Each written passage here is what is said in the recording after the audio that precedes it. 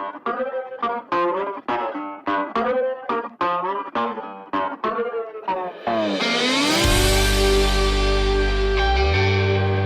there, bovine listeners, and welcome back to the podcast. It's great to have you tuning in. Today, I've got a story for you, and honestly, it's one of those tales from Holstein history that just gets better every time you hear it. It's got drama, vision, a bit of a gamble, and a legacy that, quite frankly, is still walking around in our barns today, woven into the very fabric of the Holstein breed. We're going back in time, way back to the 1950s, to talk about a man who many called the Holstein man's Holstein man.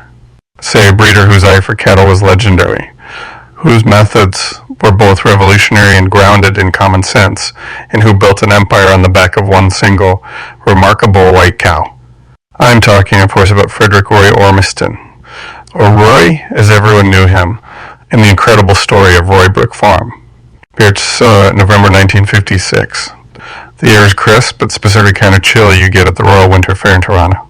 Inside the Coliseum, the lights are bright. The smell of livestock and tambar hangs heavy, and there's that buzz of anticipation that always fills the air during the big shows. The Edge Cow class is underway, some of the finest Holsteins in the country vying for that coveted championship, and then she enters the ring. A stunning, predominantly white Holstein. She moves with this incredible grace, almost like a dancer, commanding attention. The crowd quiets down, watching the judge make his rounds. You can feel the tension building. Finally, the judge pauses, his hand extends, and points right at her. Champion age cow. And, as if that weren't enough, best udder of the show.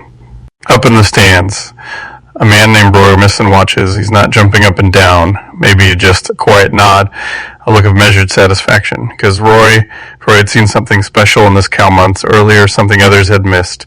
You see this magnificent champion, this 5-year-old beauty turning heads at the Royal, just a few months before. She was standing in a modest barn on the road in Bowmanville, owned by a fellow named Ben Brown, and her perceived value, a mere $750. That's right, $750. That's the price Roy Ormiston had managed to secure her for. And get this, it wasn't even a straightforward $750. Roy, ever the shrewd negotiator, had offered the money contingent on the cow testing at least 3.6 butterfat. He even promised Ben Brown an extra $50 if she hit that mark. Talk about a gamble based on conviction. As that white cow stood there, draped in ribbons, basking in the royal spotlight, nobody, maybe not even Roy himself in his wildest dreams, could have fully grasped the monumental impact this single animal, this $750 investment, would have. This wasn't just a show win. It was the spark that ignited a breeding dynasty, the cornerstone laid for an empire that would reshape Holstein genetics across the globe. This cow, soon to be known simply as the white cow, was about to become one of the most influential matriarchs in breed history. But how did Roy Ormiston get to this point? What gave him the eye, the confidence to see potential where others saw just a good, solid cow? Well, like so many great breeders, his story starts long before that fateful purchase. Roy Ormiston wasn't just someone who decided to get in cows. Holstein heritage was literally in his blood. He was born into it, the son of Fred Ormiston himself, a pioneering Holstein breeder. Family Farm, just south of Brooklyn, Ontario, a place that would later become synonymous with the Roybrook name, was Roy's first classroom. And it became clear pretty early on that he wasn't just learning. He had the eye. You know, that's that innate ability. Some folks have to just see cattle differently to understand their structure, their potential.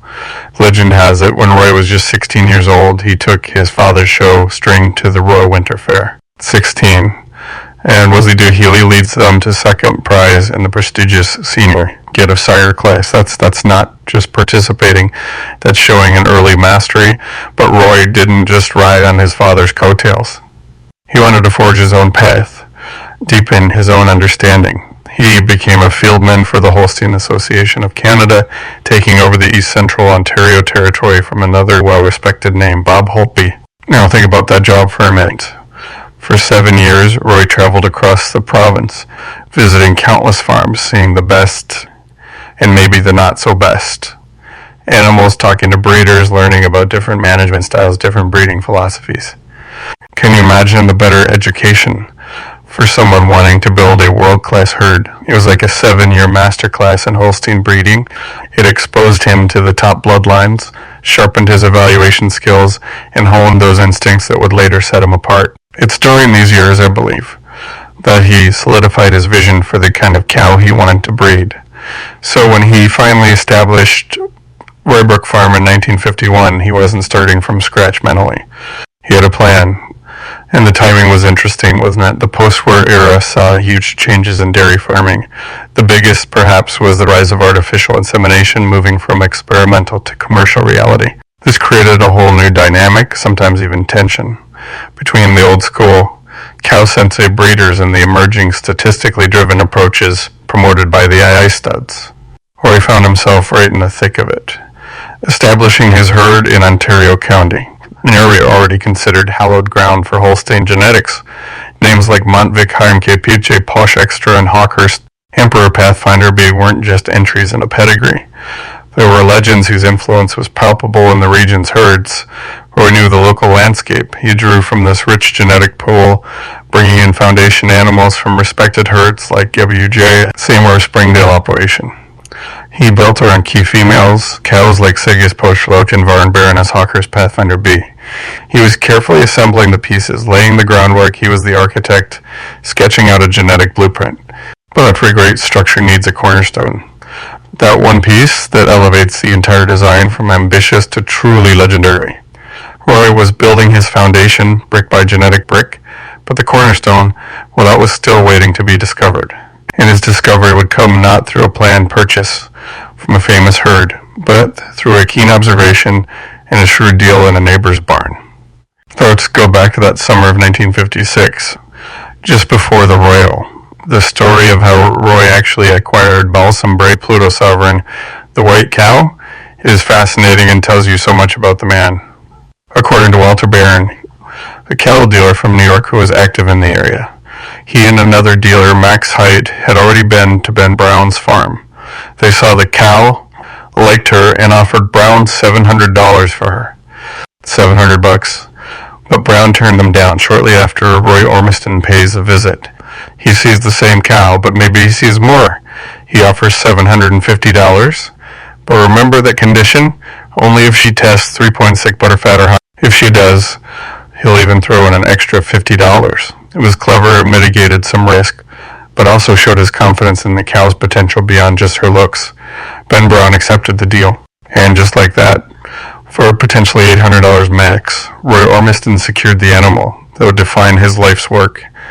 Balsam Brae Pluto Sovereign walked onto the truck destined for Roybrook Farm, soon to be known simply, affectionately, and famously as the White Cow. Now this wasn't some random cow that just happened to be good. Her pedigree was royalty, tracing back through generations of proven genetics. Her sire was heinous crest, sovereign tycoon, an excellent silver medal type sire. And his sire, none other than the legendary Jean Pabst Reg Epilix for Ekike. Okawa's lifetime production was staggering even then. Over 193,000 pounds of milk and 9 lactations. That's serious foundation genetics. And on the maternal side, her lineage traced all the way back to a cow named Brahma, imported directly from Friesland way back in 1884. So the white cow wasn't an accident. She was the result of generations of careful breeding, a convergence of superior genetics, just waiting for the right environment, the right management, the right vision to unlock her full potential. And unlock it, Roy Ormiston did. Under his care at Roybrook, the white cow didn't just bloom, she exploded onto the scene. We already heard about her 1956 Royal Triumph, but that was just the beginning. She was grand champion at the prestigious Peterborough exhibition 4 times between 1956 and 1960. She earned all Canadian nominations for 6 consecutive years. Think about that consistency at the highest level. While her first 3 lactations before Roy bought her weren't officially recorded, her lifetime production was still phenomenal. Over 185,000 pounds of milk with a solid 3.9 test, yielding over 7,250 pounds of butterfat. Impressive numbers for sure. But here's the crucial part, the thing that really set Roy Ormiston's mind working, the insight that changed everything. The white cow's true magic wasn't just in her own accomplishments, but in her uncanny ability to transmit that excellence, that type, that quality, no matter who she was bred to. Roy saw this developing.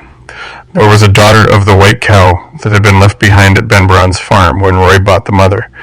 Many people who saw this daughter considered her truly exceptional, perhaps even better than the white cow herself in some ways. Roy tried persistently to buy this daughter from Braun. But Ben Braun, perhaps now realizing what he'd let go for $750 wasn't selling. He reportedly told Roy the price would be a damn sight more than the $500. It'd be $750 Roy had paid for her dam. Tragically, this daughter named Balsam Brae Pluto Governor died young after getting into feed room during some kind of emergency on the farm. A huge loss. But seeing the quality of that daughter even briefly combined with the other calves the white cow was producing at Roybrook solidified a revolutionary idea in Roy's mind. He later explained it himself. He saw the governor daughter at Brown's. Then the first calf born at Roybrook carried in dam was Royal Delight X7. She was sired by a fairly nondescript bull from the nearby Aldersley herd, nothing fancy. Yet Royal Delight was outstanding. Then came Roybrook Model Lady X3 sired by Roybrook Model. Another exceptional daughter.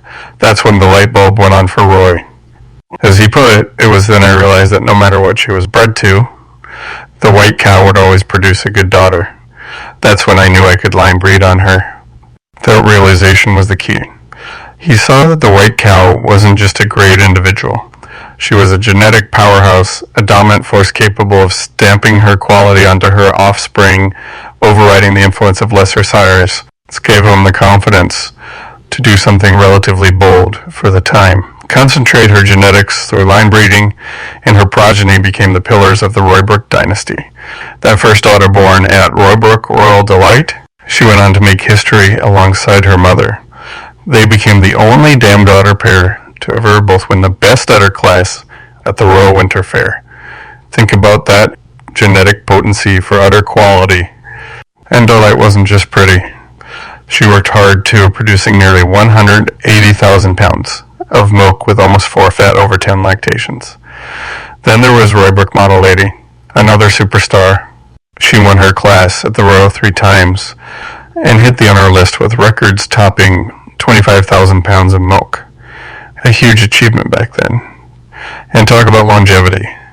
Model Lady completed 12 lactations, producing over 243,000 pounds of milk with a fantastic 4.9 test, resulting in nearly 10,000 pounds of lifetime fat.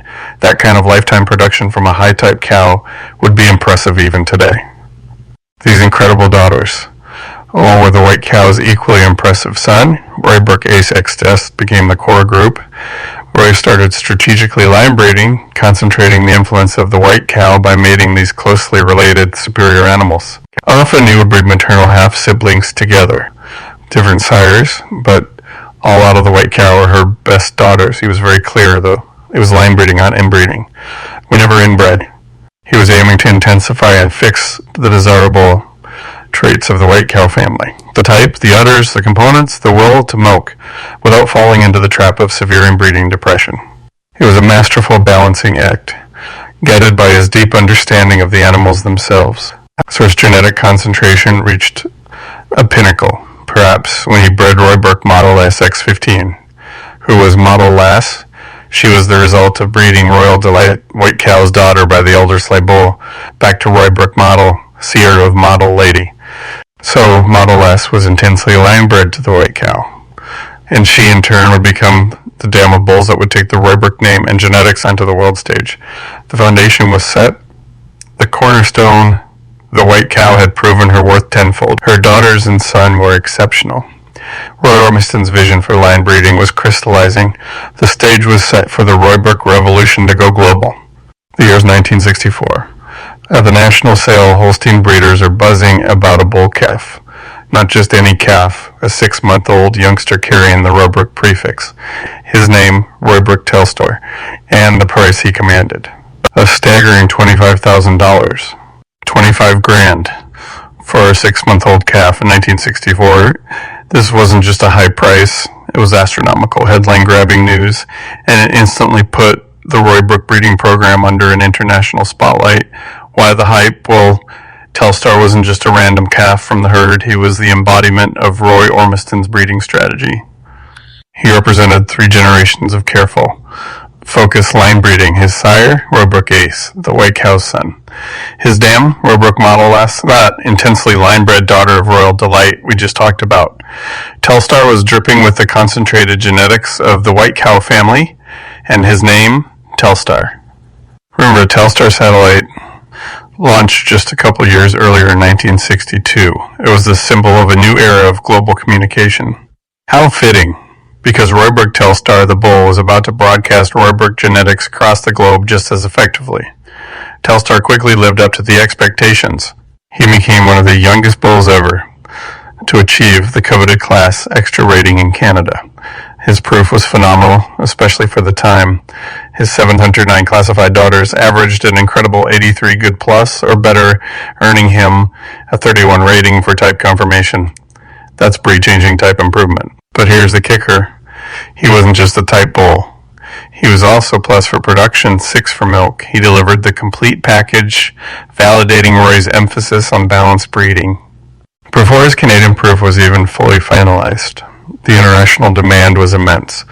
Telstar was sold for what was then a record price for a Canadian Holstein bull to the Federation of Agricultural Societies in Japan. His impact in Japan. Profound, so much so that in 1978, Roy Ormiston himself traveled to Japan. Why? To unveil a life-size bronze statue erected in Telstar's honor. Think about that. A bull, bred on a modest farm in Brooklyn, Ontario, immortalized in bronze on the other side of the world. It's a powerful testament to the reach and impact of those genetics that started with that $750 white cow. But Telstar wasn't a one-hit wonder. He was just the first of a triumvirate of Roybrook sires that would dominate the breed. Next came Roybrook Starlite Extra. Starlite's pedigree was another masterclass in line breeding, although slightly different. His sire was the legendary Sealing Rockman, one of the dominant bulls of that era. But his dam, once again, it was Roybrook Model S, Telstar's mother. So Starlite brought in the power of Rockman, but combined it with the strength and consistency of the white cow family through Model S. Proven at United Breeders Inc. The precursor to Cemex, Starlite became one of Canada's most dominant production sires. He topped the list of sires with daughters on the National Honor List for production 3 times. His daughters were milk machines with style. One famous daughter, Grassall Starlite Madge VG, made history as the first junior 2-year-old in Canada ever to produce over 1,000 pounds of butter fat in a single lactation. Starlite delivered production in spades. And the third member of this legendary trio, Roybrook Tempo X Extra. Tempo's story adds another layer to Roy's genius, not just as a breeder, but as a cattle evaluator and selector. Tempo's sire was Starlite, the production powerhouse we just discussed, and his dam? A cow named Briarwood Melissa. Now, Melissa wasn't originally a Roybrook cow. Roy Ormiston had spotted her at the 1968 sale of stars and purchased her for $7,000.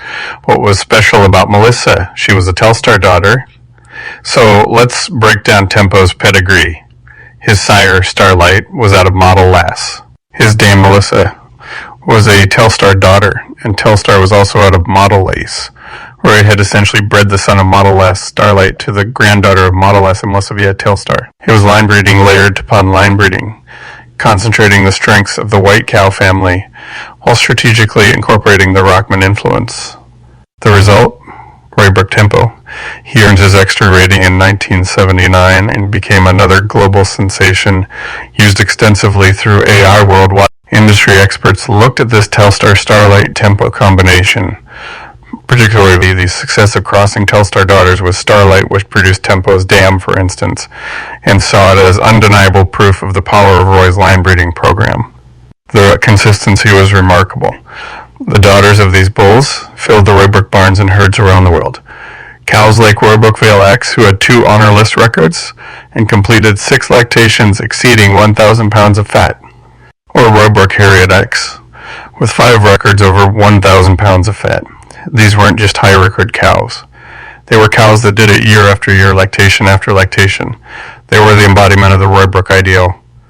As the fame of Telstar Starlite and Tempo spread, that unassuming farm south of Brooklyn became a kind of pilgrimage site for Holstein breeders. Especially around the time of the Royal Winter Fair, you'd find buses pulling in, carrying visitors from Europe, Japan, South America, Australia, all wanting to see the fountainhead, the source of the genetics that were transforming their herds back home. By the late 1980s, the respect for Roy Ormiston was immense. Holstein World magazine readers voted him North America's most admired breeder. Richard Beard, a respected Holstein expert from the UK, described him almost mystically as a 20th century miracle because of the seemingly magical consistency he achieved in his breeding results. So what was the secret? What was the Ormiston Method? Was it magic, or was it something more grounded, something we can still learn from today? When you peel back the layers of the Roybrook success story, you find a breeding philosophy that was remarkably straightforward, yet incredibly profound. It wasn't based on complex formulas or chasing the latest fads. It was built on careful observation, disciplined selection, and an unwavering focus on the fundamentals of what makes a great dairy cow. Roy himself had a great analogy. He once said, "I like to compare a dairy cow to a building. If you don't have a very good foundation, then it isn't going to stand up too long, especially in a storm, and that is heavy production." That simple statement captures so much of his thinking. Genetics had to build a cow with structural integrity, sound feet and legs, well-attached udders, strength, and capacity to withstand the storm of high milk production, lactation after lactation. The focus on the foundations is just as critical today, maybe even more so, as we push production levels ever higher. So what were the pillars of his approach? First and foremost, cow families. Roy was adamant about this. I always believed in cow families. He emphasized his discovery of the white cow's transmitting ability confirmed this belief. He didn't just randomly pick sires. He identified the superior maternal lines within his own herd and concentrated their influence. He explained his process. When the best cows in the herd traced back to this one cow, he kept those. It got to the point where maybe 2 or 3 other cows weren't of that bloodline. The next best bred cow had a few progenies but didn't breed as well as the white cow. So they eliminated themselves through culling. It sounds ruthless, but it was disciplined. He let the cows prove their worth not just as individuals, but as transmitters, as founders of families. This intense focus on elite maternal lines is mirrored today in genomic programs that identify top cow families, but Roy did it decades earlier using his eye, his records, and his intimate knowledge of his animals. Second, strategic line breeding. As we discussed, he concentrated the genetics of the white cow family, but he always drew the distinction. Line breeding, not inbreeding. He skillfully walked that line to intensify desirable traits without sacrificing the overall health and vigor of the animals. Today we have genomic tools to manage inbreeding coefficients. Precisely, but Roy achieved a similar outcome through masterful pedigree analysis and observation. Third, balanced selection. This is huge. In an era where some breeders might chase extreme type or solely focus on milk volume, Roy maintained a remarkable balance. He simultaneously improved udder. Conformation or best udder winners. Component percentages of that cow herself was 3.9 W model 80 over 4A, and productive efficiency and longevity. He wasn't just breeding show cows or milk wagons. He was breeding cows that excelled across the board. This holistic view is exactly what modern indexes like net merit or TPRA or LPI try to capture with complex economic weightings. Roy was doing it by eye and by focusing on the complete cow decades ago. Fourth, emphasis on longevity and trouble-free cows. This might be one of his most relevant lessons for today. We talk a lot now about the declining productive life of Holstein cows in some systems. Roy Ormiston seemed to instinctively understand the economic and genetic value of cows that lasted. The Roybrook herd was renowned for cows that routinely completed 8, 10, even 12 lactations, producing high volumes of milk with high components year after year. Model 80's 12 lactations, Royal Delight's 10, these weren't exceptions. They were the goal. Bred cows that were built to last, cows that didn't cause problems, cows that were efficient converters of forage into milk over a long lifetime, and finally, a healthy skepticism of over-reliance on statistics alone. This is fascinating. Roy emerged when AI and statistical proofs were becoming dominant. While he certainly used records, he was wary of relying only on numbers. He saw the potential danger of losing house sense, of letting statistical models overshadow the importance of functional type in real-world performance. Towards the end of the 20th century, he famously deplored the artificial insemination industry's increasing reliance on statistics at the expense of common sense. He even described some of the complex genetic material being presented as an insult to the human race. Strong words, but it came from a man who achieved unparalleled success by blending observation with data, not by letting one replace the other. Doesn't that sound familiar? Even today, in the midst of the genomic revolution, aren't we still having conversations about finding the right balance? About ensuring that our sophisticated genomic predictions translate into functional, durable, profitable cows in the barn? Ormiston's perspective, born from decades of hands-on experience, serves as a valuable reminder. Data is a powerful tool, but it shouldn't replace the breeder's eye, common sense, and a deep understanding of the animals. As Roy's active breeding career began to wind down, the Holstein world was on the cusp of yet another technological leap. The genomic era was still a couple of decades away, but the groundwork was being laid. Ormiston, in his own way, had anticipated many of the principles that would become central to modern breeding goals. The focus on balanced performance indices that echoes Roy's holistic approach, the increasing emphasis on health traits, feed efficiency, and trouble-free cows, that reflects his insistence on breeding cattle that lasted and efficiently converted feed into milk. His philosophy wasn't just for his time. It was remarkably prescient. The culmination of his active breeding program came on October 1st, 1990. The Roybrook dispersal sale billed as the Roybrook retirement party. And what a party it was. Over 3,000 people flocked to Brooklyn, Ontario, from all corners of the globe. It wasn't just a sale. It was an event, a tribute to a master breeder. 74 lots offered averaged an incredible $14,094. That's nearly $14,000 average. In 1990, and get this, 64, almost two-thirds of the animals sold to international buyers, proof of Roybrook's global footprint. The sale topper, a son of the popular Sarawak chief Mark, out of none other than Roybrook Valley, tremendous daughter of the Telstar Starlite cross with 6 1,000 OB fat records. He sold for $140,000 to the KK Tokachi Center in Japan, bringing the story full circle back to the nation that had so enthusiastically embraced Telstar years earlier. The dispersal marked the end of Roy Ormiston's direct breeding activities, but in many ways it only accelerated the spread of his genetic legacy. Those animals scattered across the globe, carrying the Roybrook influence into countless herds. Frederick Roy Ormiston passed away in December 2015, having lived an extraordinary life that spanned a century of change in agriculture and Holstein breeding. He lived to be 100 years old. Witnessing the evolution from the visual appraisal art form he mastered to the data-driven science that breeding has largely become today. His list of accolades is long and distinguished: Master Breeder Shields from Holstein, Canada in 1963 and again in 1988. The prestigious Distinguished Cattle Breeder Award from the U.S. Dairy Shrine in 1989. Induction into the Canadian Agricultural Hall of Fame in 1999. Honors richly deserved. But Roy Ormiston's true legacy isn't just etched on plaques or recorded in history books. It lives on in the pedigrees of thousands upon thousands of Holstein cows worldwide that trace back to the white cow to Telstar, Starlite, Tempo, and the other Roybrook greats. He focused on enduring principles he championed.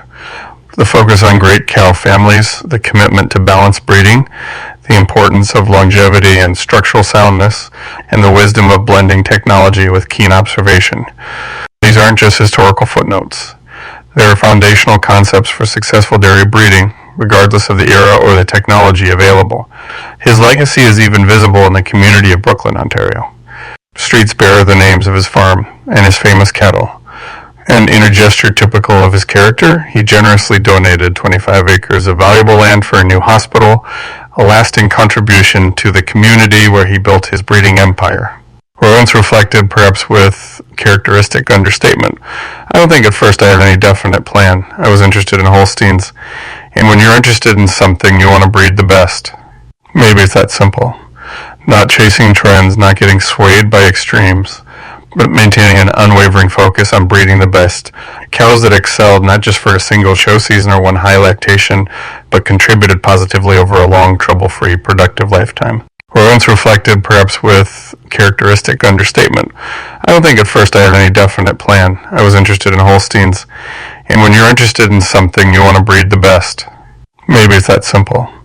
Not chasing trends, not getting swayed by extremes, but maintaining an unwavering focus on breeding the best. Cows that excelled not just for a single show season or one high lactation, but contributed positively over a long, trouble-free, productive lifetime. In today's world of genomics, SMP chips and complex algorithms, the story of Roy Ormiston and the white cow is more than just a nostalgic trip down memory lane. It's a powerful reminder of the fundamentals. Thought behind all the data, the ultimate goal remains the same one, pursued throughout his life, breeding cows that are sound, efficient, and profitable generation after generation, cows built on a solid foundation, ready to withstand the storm of heavy production. Roy Ormiston was a visionary, a master craftsman of cattle breeding. His $750 gamble on a white cow set in motion a genetic revolution. He choreographed a ballad of bovine genetics, achieving an elegant balance between progress and timeless principles.